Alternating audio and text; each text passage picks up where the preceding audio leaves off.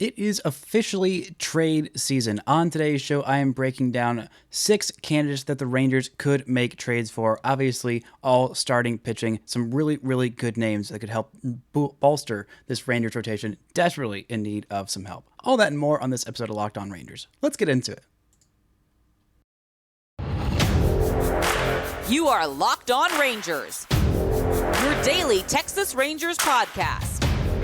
Part of the Locked On Podcast Network, your team every day.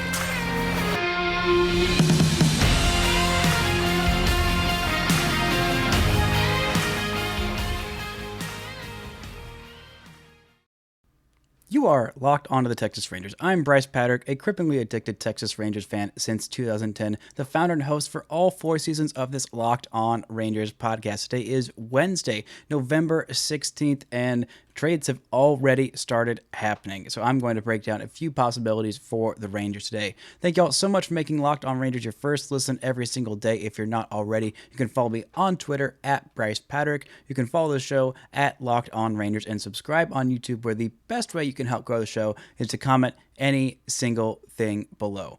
Who do the Rangers want to trade for? It's pretty obvious that the Rangers need at least one top-tier starting pitcher. Maybe they need 2, because it's been said that they view Martin Perez as a number 3. And right now, I think he's the best starting pitcher in their rotation. By the way, on yesterday's show, I talked about Martin Perez accepting the qualifying offer. What that means, he's officially back for the Rangers for 1 season at $19.65 million. Chris Young has said that is not going to impact the rest of their free agent pursuits. So the chase for Carlos Rodon and Jacob deGrom and maybe Justin Verlander is most definitely on, and I think that is going to be probably the Rangers' top priority. I think a lot of these trades aren't going to happen until we see the winter meetings, another time where all these GMs are meeting up and together and things are happening. It seems like some things are already happening at this point. We have seen a trade in the division, a pretty big trade for the Seattle Mariners. They traded for the Blue Jays right fielder Teoscar Hernandez, who is really darn good. They did not seem to pay that hefty a price for it, so maybe trade season's more open for business than the Rangers might initially have thought. Also, Tyler Anderson, the left-handed pitcher who had a breakout season with the Dodgers this year, just signed a 3-year, $39 million deal with the Angels. So it looks like their rotation is pretty stacked, and I can't wait to see how they fumble the bag on that one. So it should be interesting, but this AL West is absolutely heating up. The Rangers have a lot of needs. They probably need 2 top-tier starting pitchers if they want to contend and maybe add an additional bat, but the Rangers are in a good place, and they have a deep farm system that they have been working to build back up since 2016, when they kind of spent the entire farm on Cole Hamels and a few other trades that worked out. They won the division that year in 2015 and 16, but it has taken a while to get the farm system back built up. I believe it is a top 10, if not top 5 system in all of baseball. There's a lot of depth there, but the Rangers need some starting pitching, so we are going to look at some trade possibilities. Now, I think there are 3 main teams that the Rangers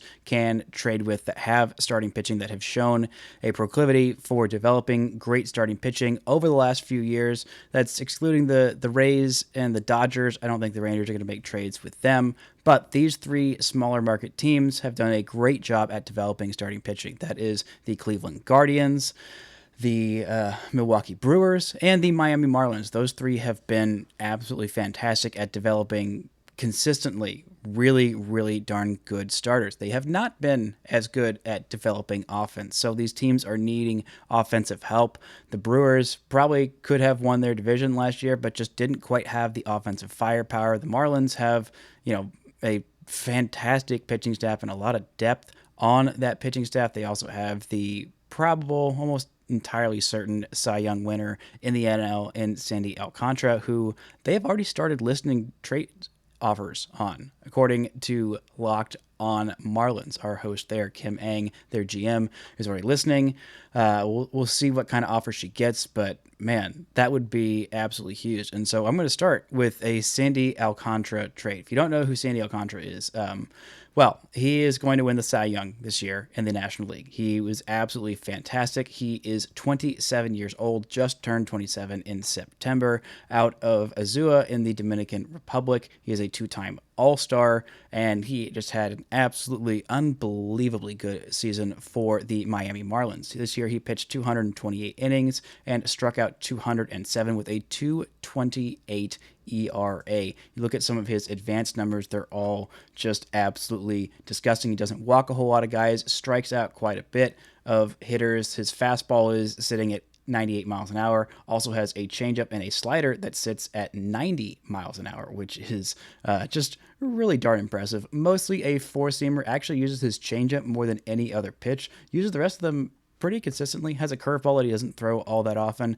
I think he threw it 11 times this year. Changeup most of all, then four-seamer, sinker, and slider. So mainly just a four-pitch pitcher, but he uses those incredibly effectively. All of his expected numbers, the ERA, WOBA, slugging, batting average, all of those in the top quarter of baseball. Walk rate in the top 17% of baseball. Doesn't get barreled up a whole lot. Doesn't strike out at batters at an elite rate, but for a guy who induces a lot of weak contact, gets a lot of hitters to chase out of the zone, they make that weak contact. He still can get the strikeouts when he needs to, but for the most part, he is more worried about getting that soft contact. Pitches a lot of innings, pitched over 200 innings last year. In 2020, he only started 7 games, but he pitched 42 innings in that shortened season. And in 2019, his first full season in the big leagues, he pitched 197 innings with a sub-4 ERA.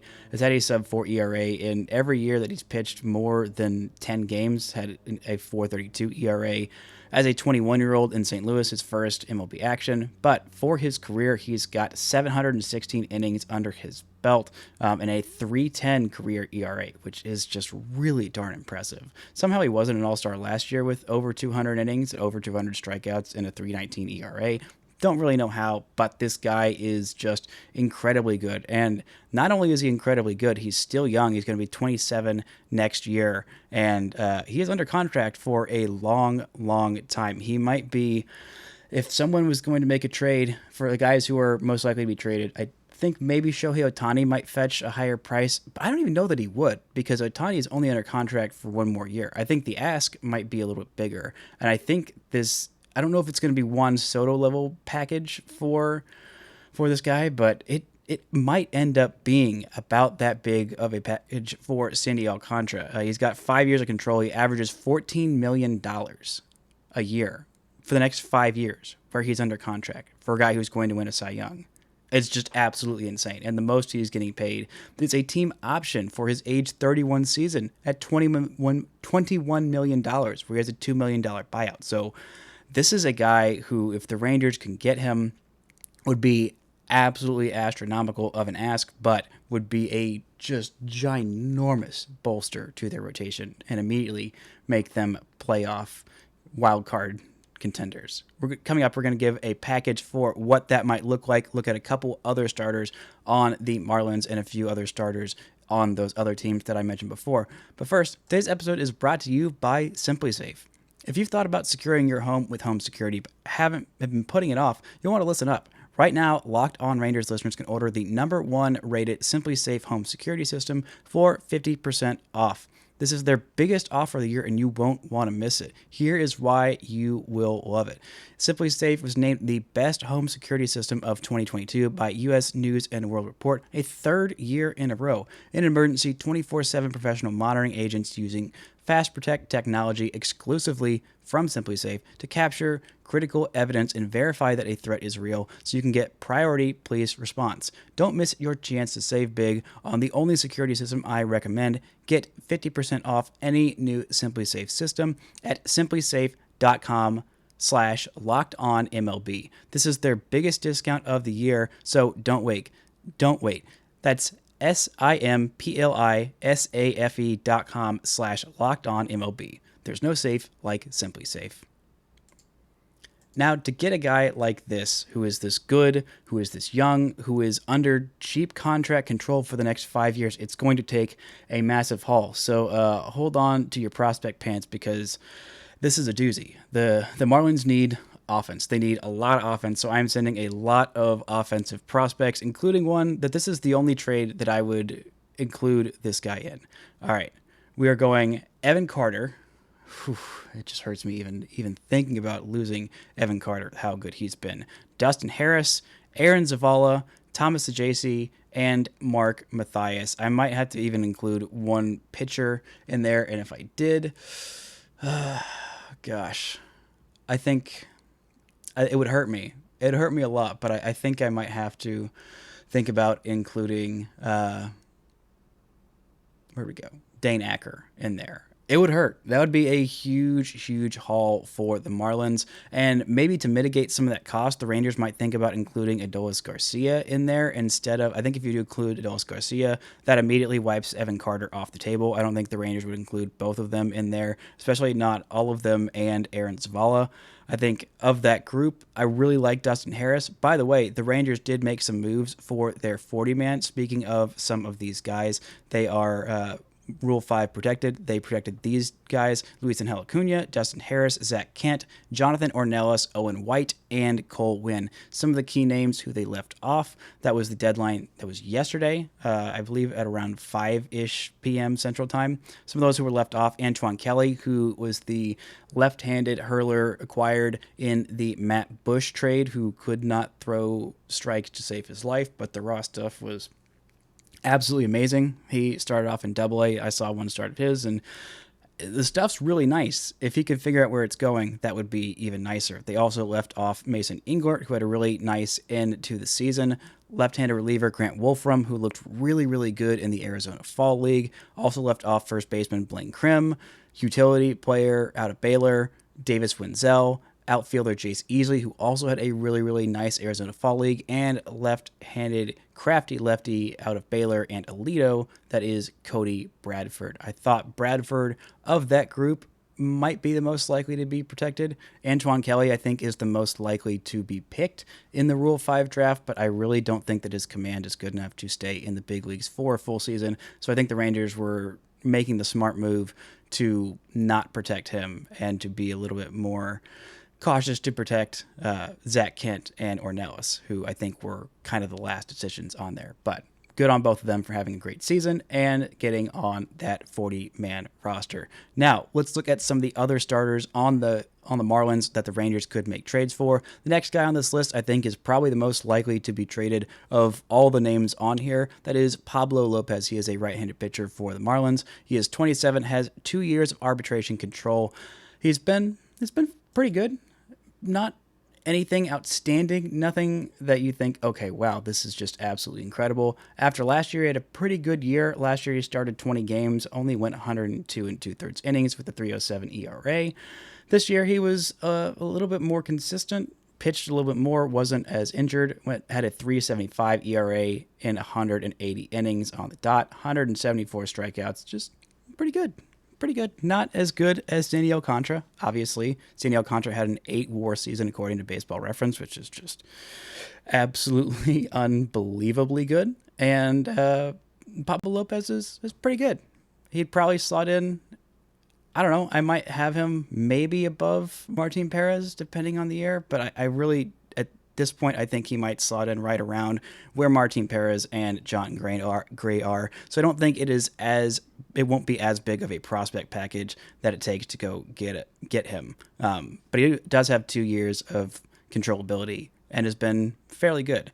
I think something like Josh Smith plus Jonathan Ornelas plus Mason Englert, maybe you throw in a Dustin Harris, maybe, but I don't think the Rangers are going to be putting in too many, maybe one top 10 guy to get Pablo Lopez. I was a little bit higher on him before the season, but this season I did like that he was able to throw 180 innings, but his stuff isn't anything that's just absolutely unreal. His fastball sits around 94 miles an hour. He's got a cutter he uses occasionally, but he's pretty much fastball and changeup. His hard hit rate is is pretty nice. His whiff rate is in the 69th percentile, which is pretty nice. But it's nothing. It's nothing too crazy. It's pretty good, and I think the Rangers could use pretty good in their rotation if he ends up as their number 3 or 4 starter. I think that's a really good rotation. But I don't think that he is going to cost anywhere near Sandy Alcantara. I don't think anyone's going to cost anywhere near what it would take to make a trade for Sandy Alcantara. The last guy on this list is a real question mark, but I really think it would be a huge risk for the Rangers to trade for this guy. So I don't think you would give up a whole lot. I think if the Marlins really like the Rangers' prospects that they are giving them, then maybe they'll be more likely to make this trade.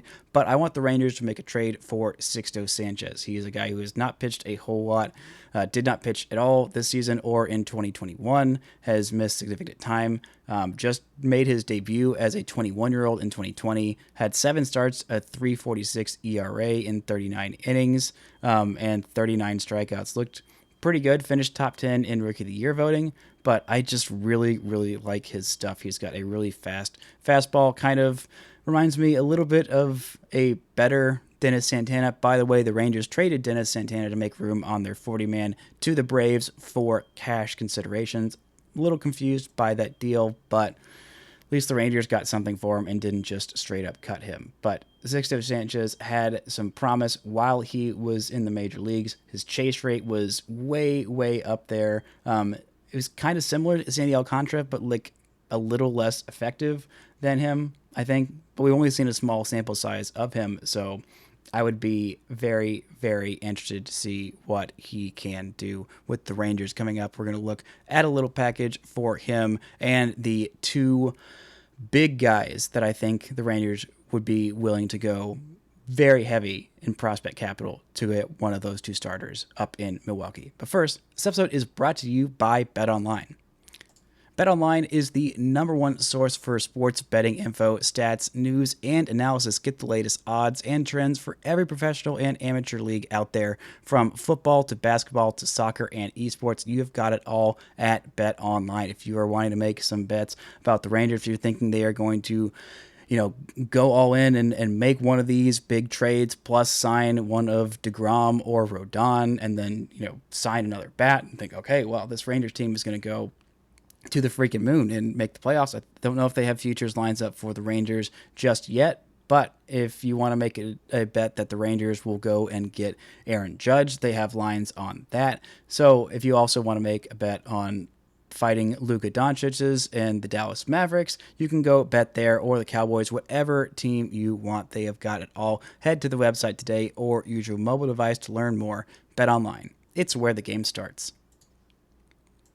Now, this prospect package for what it would take to get Sixto Sanchez, he literally pitched 1 year in the big leagues, so it would be kind of confusing to see what the Rangers would give up there. I think he's got 5 years of control. He is pre-arbitration, so I think something like maybe Thomas Saggese, Maximo Acosta, Justin Foscue, and Avery Weems might get the job done. I don't know, but that is my best guess at that. I don't think it's necessarily very likely the Rangers will end up pulling the trigger on that, or the Marlins. I think it's just kind of a weird place, but it's just something worth entertaining. Now, let's look at the 2, I think, best starters that are possible. The Sandy Alcantara thing still doesn't feel real to me, but I would absolutely love the Rangers to go make a huge swing there. But Corbin Burnes is a pitcher for the Milwaukee Brewers. He has been very darn good. So has Brandon Woodruff. Corbin Burnes has won a Cy Young Award, and both of these guys have just been absolutely fantastic for the last few years. Both of them have 2 years of arbitration salary. Both of them have been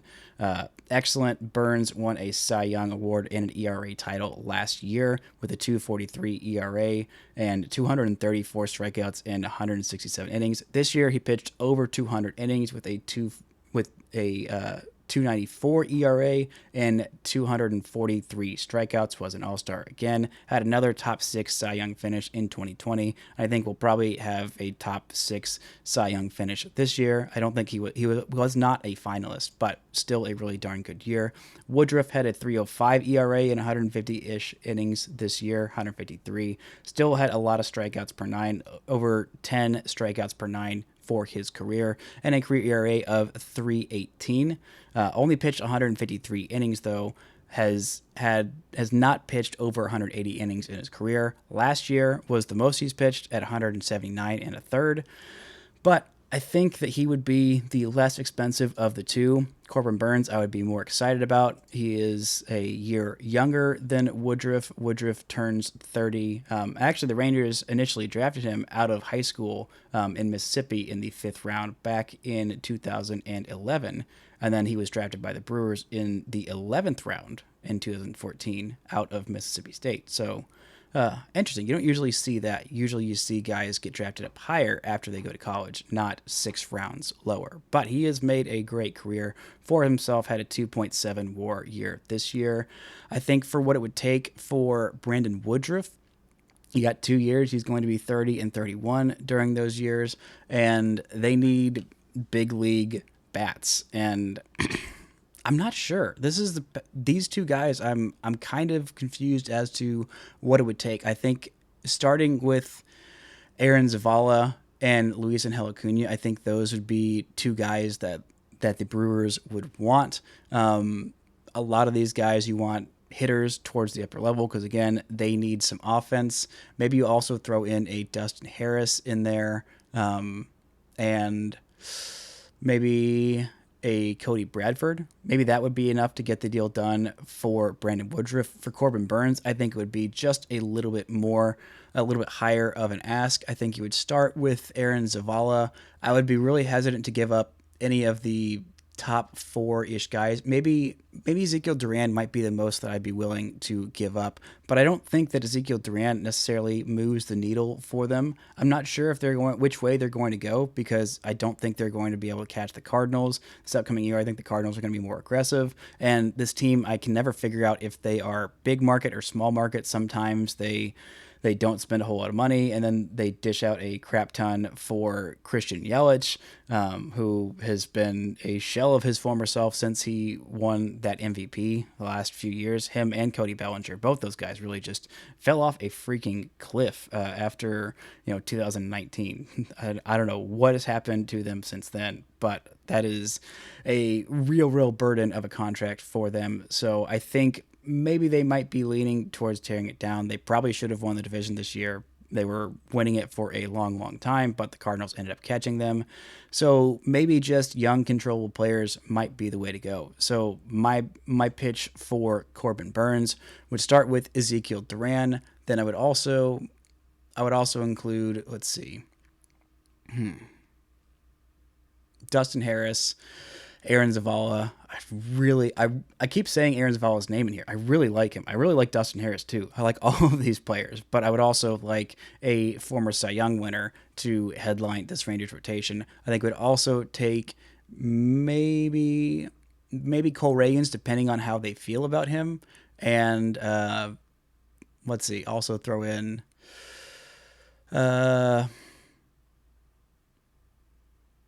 Maximo Acosta. I think that's my package of what it would take to get Corbin Burnes. Might be a little pricey, but I think he's worth it. Coming off a really good season, has been pretty consistent for the last few years.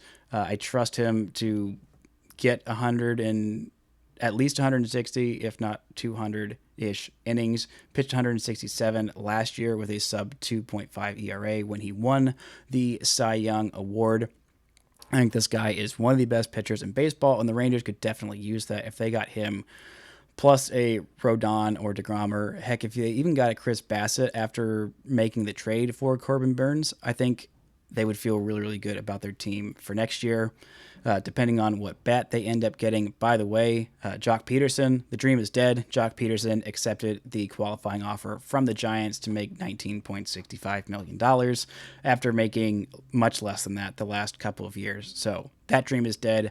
Maybe I don't know. I think a Brandon Nimmo deal might be out of the hopes for the Rangers, but I don't know. Anything is possible. Let's look at the last guy on my list. That is Shane Bieber, the former Cy Young winner for the Cleveland Guardians. He has been a 2-time All-Star, has won a pitching Triple Crown, which was really darn impressive. That was the year that he won the Cy Young. That was 2020. He was an All-Star in 2019 and 2021. Was not this year, but I think did have a much better season than last year. He kind of fell off, had some injuries after the All-Star break, and he is going to be 28 next season. 2 years of control, coming off a season where he pitched 200 innings, 198 strikeouts, sub 3 ERA, 31 starts, 3.5 baseball reference for pretty good season.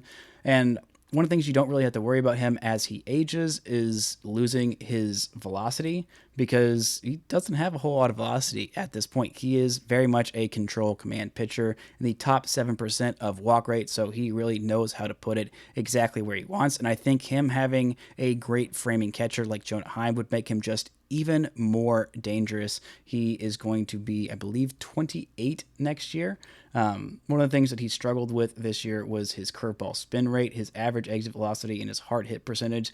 Those were down there in the bottom 15% of baseball. He was getting hit pretty hard when he did get hit, but was able to get strikeouts when he needed to and avoid the barrel for the most part. Still had a very, very effective season, can go pretty darn deep into games, and I think the Rangers might really think about extending him to a long-term contract after. I think they'd see what they had in him for one season. I don't think immediately they would buy out 2 of his arbitration years with a longer-term contract offer. But if they did, I think this guy would absolutely be worth it. He has pitched for several years in the big leagues. He's been very effective since he came up back in 2018. And kind of blazed through the system. He was a college pitcher who made his debut in 2018 at age 23, and he has had a the highest ERA he's had in a full season since that rookie year back in 2018 was 2019, where he was an all-star, had a 3.28 ERA. So every year his ERA has been lower than that, and he has just been very, very consistent. I think this might be around the same kind of package that it would take to get Brandon Woodruff. Both those guys are pretty similar in what they bring to the table. Their arsenals are a little bit different, but I think both of those teams are kind of in a weird place where it's like, yeah, they're in kind of a mostly crappy division where they could go for it if they really wanted to. They did pretty well last year. Cleveland actually did end up winning their division and was just very close to making it to the ALCS. But I think this has been the Guardians' MO. They did just extend Jose Ramirez, so maybe they might be less likely to trade Shane Bieber, but I think it's definitely something they will consider. They have a lot of other starting pitching around him, so if they did lose him, which I don't think they're going to sign him to a big old contract extension. I don't think that's likely. I think he's probably going to hit the free agent market. He does not have Scott Boras as his agent, but I do think it just kind of feels from the tea leaves and from the people that I've spoken to that cover the Guardians that he is probably not going to be there for the long term. So I think this would be the ideal time for them to consider trading him. So what would a prospect package look like for Shane Bieber? Well, I think maybe of these teams, starting the pitching prospects that the Rangers have, this is the team that might be most open to listen. I think that all these teams have done really well, and a lot of the Rangers pitching prospects had some pretty bad setbacks this year, but still have a lot of talent. So I don't think that the Rangers would be willing to include Jack Leiter or Evan Carter in pretty much any of these deals for guys with just 2 years of control. I think those guys are kind of off the table. I think Josh Young is also there, but after the season that Leiter had, I think he might be the Rangers might be more amenable to considering trading him. But man, would it really, really hurt if the Rangers traded him somewhere else and he ended up being as excellent as the Rangers hope he could be with them. I think that would be a difficult thing for them to swallow. But I think Owen White probably jumped Jack Leiter in the prospect rankings, or at least in my rankings whenever I come out with them, whether that's going to be in December or January, probably more likely January, but I've already started looking at what that might look like. But I think something along the lines of, let's see, I keep starting with these with all the same people. But I think let's start this one with Kumar Rocker. I think that would be a big ask, and that would be the vast majority of the value. Then you add in someone like Justin Foscue. I keep trying to pawn him off. It feels like everybody does this. There's like, all right, you can have all the guys who I don't like. Well, I do really like Kumar Rocker, so you can also have one that I'm not as high on in Justin Foscue. I think the bat can play, but it just kind of depends on what position he is going to play. Left field is pretty much nailed down for them, but if they could look for a DH with some pop, that is one thing that they could very much use. Dustin Harris is another guy who might be able to play first base or DH or one of the corner outfield spots and has a lot of pop and some decent promise. So let's say Foscue, Rocker, Harris, throw in one more, maybe a Mitch Bratt, who had a pretty good year, left-handed pitcher in high A this year, or low A this year, excuse me. Really nice year. Still is pretty young, 19, the 5th round pick of the Rangers in 2021. I think that would be enough to get a deal done for Shane Bieber. Maybe I'm being naive, but the asks for trades, the returns for trades have been so all over the map the last few years. I have absolutely no idea what to expect. Some of these might end up looking like huge overpays. I think even though it was a huge prospect package that I gave up for the theoretical Sandy Alcantara trade, that might even look like too little. Some of the other ones might look like too much. I don't know, but I think the most likely of these guys for the Rangers to land a trade for is Pablo Lopez. I'm pretty sure he is going to be gone. The Marlins need desperately to improve their offense. They were the worst offensive team in baseball, and the Rangers have quite a few guys to make that happen. If the Rangers could pull off a Sandy Alcantara trade, no matter what it takes, I would feel very confident in that being just the absolute best case scenario for the Rangers. Of the other guys, the kind of middle-ish tier, I think that a Corbin Burnes or I think Brandon Woodruff might be my ideal pick because I think Corbin Burnes and Shane Bieber would cost a whole bunch, but Woodruff I think would be really good, but not quite as expensive. But who knows how the Brewers feel about their guys. Maybe Woodruff is more expensive than Corbin Burnes. I don't know. But I think the Rangers are likely to make a trade for a pitcher. I tried to theorize and speculate of some other guys that the Rangers could trade for, but these teams are the ones that made the most sense. Guys high enough on the market, but also still looking to make some trades, and teams in weird spots who very much like cheap, controllable prospects, while the Rangers could go ahead and get their top-end talent and maybe even extend one of these guys to a longer contract if they do make a trade for one of those guys with 2 years. But that's going to do it for today's episode. Later on, I'm going to do a longer deep dive on what the actual injuries are for Jacob deGrom, making the case for him, and later on in the week, making the case for Carlos Rodon. That's going to be the final 2 shows of this week. We'll see what happens on the weekend. I don't expect a whole lot more to be happening by the end of the week, but the Rangers could most definitely surprise me. Maybe they make a trade right after I post this episode and make me look very foolish. But I think this was a fun episode. Hopefully you enjoyed it too. So thank you all so much for making Locked On Rangers your first listen today. For your second listen, check out Locked On Sports Today. It is the all the greatest stories from around the league. The take of the day, the biggest games, that all the local analysis that only Locked On can provide. Locked On Sports Today, available on the Odyssey app, YouTube, or wherever you get your podcast. Thank you all so much for listening and subscribing, and until next time, don't forget to enjoy baseball.